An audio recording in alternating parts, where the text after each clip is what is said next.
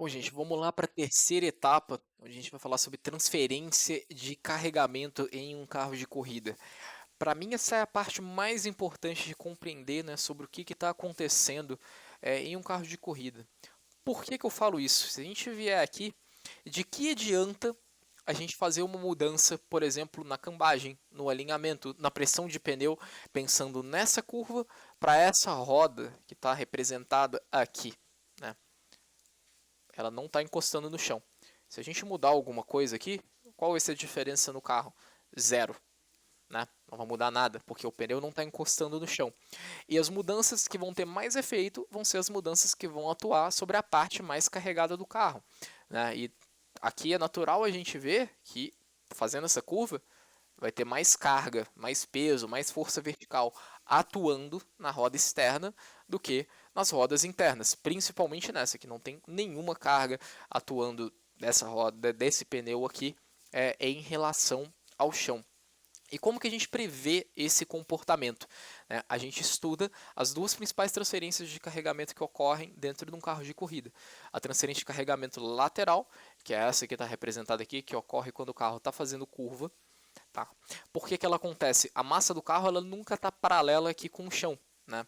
Se ela tivesse paralela com o chão, a gente não ia ter alavanca para, né, transferir essa carga do carro. E qual que vai ser o resultado, né, da transferência de carregamento? A transferência de carregamento vai ser função da massa do carro vezes a altura do centro de gravidade, que é isso daqui, vezes a aceleração lateral ou longitudinal, né? Se for no caso dessa próxima transferência de carregamento aqui, do carro.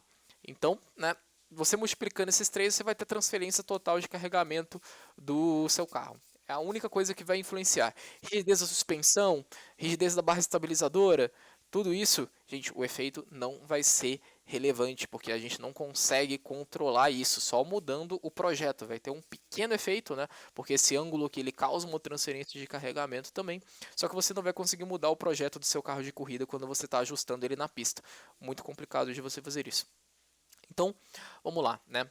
Agora que a gente já entende que essa roda em curva vai estar, né? A curva está para cá no caso, vai estar mais carregada do que essa. A gente também consegue entender que durante uma freada, por exemplo, né, a massa do carro quer continuar indo para frente. Pensa você dá uma freada brusca, você quer ir para frente. Você faz uma curva mais brusca, você quer ir para o lado contrário da curva. Que eu estou fazendo a curva, por exemplo, para a esquerda, né? Para a direita.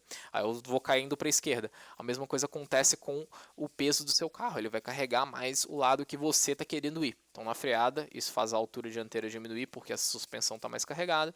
E a suspensão está menos carregada, faz a altura traseira aumentar. Mesma coisa quando você está acelerando, né? Você afunda a sua traseira do carro, faz esse movimento de arfagem e sobe a dianteira do carro, né? Porque, mesmo princípio. Aqui tem um pouco, né, representando em setas, né? Essa seta aqui está representando a força que o chão está fazendo contra o pneu numa freada de 1G, né? Então, a força do chão no pneu dianteiro vai ser maior do que a força do chão no pneu traseiro.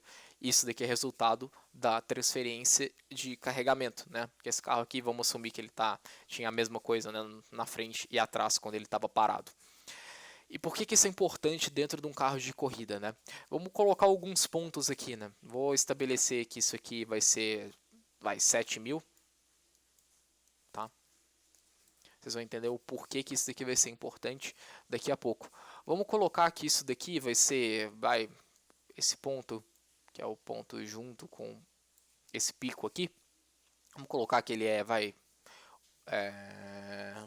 8.500, 8.5 mil. E esse ponto aqui, vamos colocar que ele vamos ser generoso, 4.8.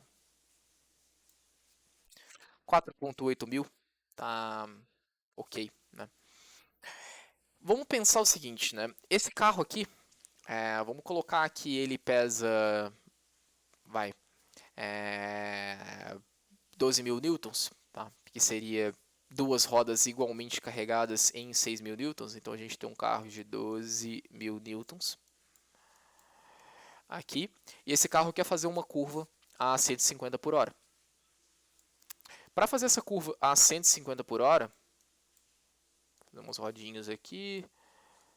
Acho que seria melhor nem ter feito as rodas, mas tudo bem.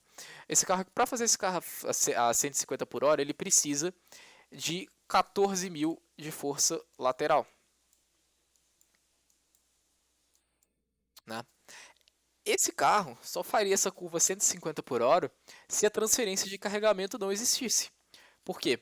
Isso daqui é como se fosse virando mais o volante, tá? Então você vê que você virando mais o volante, não adianta você tentar, chega um ponto que seu pneu ele vai escorregar. Então esse daqui é o ponto ideal, é o ponto que está mais alto, é o ponto que ele está virando o volante a quantidade ideal. A gente tem um piloto muito bom no nosso carro, então ele não vai virar mais o volante do que precisa. E aqui é a força lateral que o seu pneu vai produzir. Como a gente tem, dois lados do carro, vamos colocar que o carro está produzindo 14.000 aqui de força lateral. Só que o que acontece? Devido ao carro ser um carro real e ele ter transferências de carregamento, o lado externo dele vai estar carregado com 8.000 newtons, porque ele ganhou 2.000, e o lado de fora perdeu 2.000 e está carregado com 4.000 newtons. Se a gente somar 4,5 mais 8,5, a gente vai chegar em, se eu não estou falhando a conta, vai chegar em 13.300. Você observa então 13.3K. Então o que acontece? Com a transferência de carregamento que aconteceu no carro, né?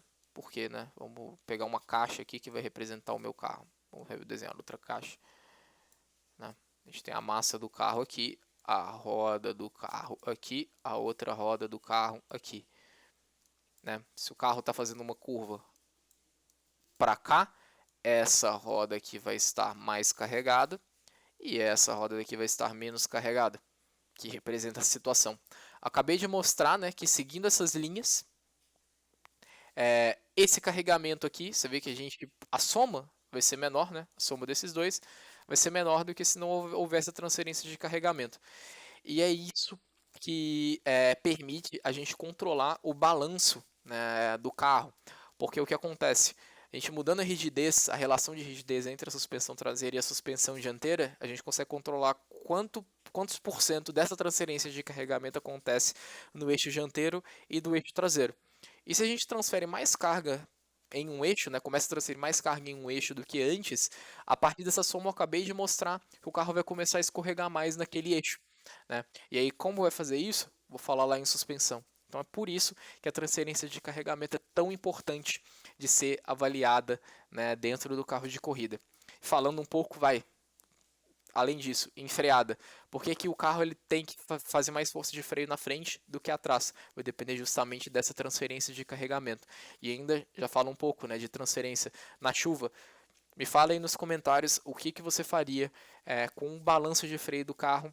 Se você tem, por exemplo, você usa 55% de freio na frente no seco. Se começasse a chover, o que você utilizaria? Pensando um pouco nesses conceitos. Coloca aí nos comentários. Se tiver qualquer outra dúvida também, vai ser um prazer responder. É isso aí, gente. Obrigado. Espero que tenha ajudado um pouco aí a compreender a transferência de carregamento em um carro de corrida. Valeu.